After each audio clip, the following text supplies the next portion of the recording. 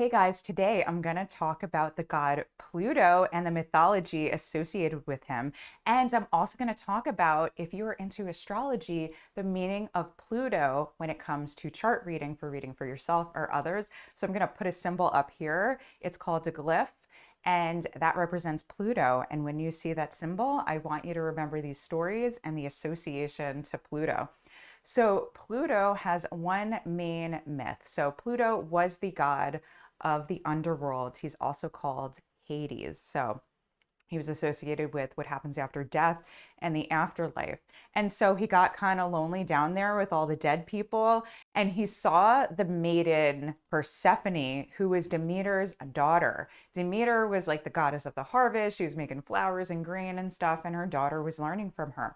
So instead of asking her mother, he was super shady instead. And he just went to Jupiter and said, "Hey, you're the head honcho. Can I have Persephone as my wife?" And Jupiter said, "Yeah, no problem."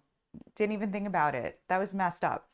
So Pluto, knowing that Demeter is not going to be cool with this, he kidnaps Persephone, and he's like coming on these horses, and it's really scary. And he has his chariot, and the earth opens up and it like shakes, and he grabs Persephone, brings her down to the underworld. And then Demeter is like grief stricken.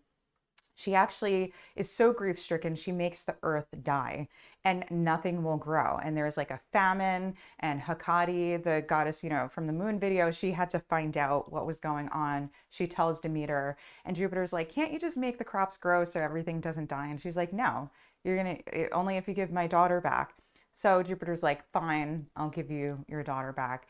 And so he goes and he sends Mercury down to the underworld to let Pluto know the deal. But Pluto, super clever, he has Persephone eat a pomegranate. And that pomegranate might, represent some type of carnal knowledge or something for Persephone. And she's like, "Okay, let's like try this out." Anyway, so Mercury brings Persephone back up, but she had eaten a pomegranate. So during the months of, I believe, the fall and winter, or the winter when the earth is dying, Persephone has to stay down in the underworld because she ate the pomegranate. So there had to be a compromise with Demeter. So Persephone has to stay part of the time with her husband Pluto, part of the time with her mom Demeter. So when she's with her mom Demeter, the earth grows, it's super fertile. And when she's down with Pluto, it dies. And so that represents the seasons of life. And it also represents karma. So Pluto represents like the grief associated with being human and the innocence lost. And so many people connect to Persephone's story because as a person, we experience things where we lose our innocence, and it's really hard, and we grieve over that process and the cycles of death and life, and how death takes us without warning, without telling us first. And so Pluto, I just want to tell you a little bit about Pluto with the afterlife and what happens in the underworld. Now, people were afraid of going to the underworld without money. They thought they had to make money because they had to pay a toll to the gatekeeper, to the guy who like did the riverboat thing. I'm sorry, it's like the name is slipping, but you're supposed to take in across the river Styx into the afterlife. But if you didn't have money, you'd be a wandering soul. And so Pluto does represent some fear around like finances and money. And actually, the second house of finances was associated with Hades. It was called the Gate of Hades. So having to prepare things monetarily, prepare in the physical realm for what comes after. And so if you're wandering around, there are super scary like demons and ghosts and all kinds of things there, lost souls, basically. So once you got into the afterlife, it was actually associated with kind of like earthiness, like earth realm.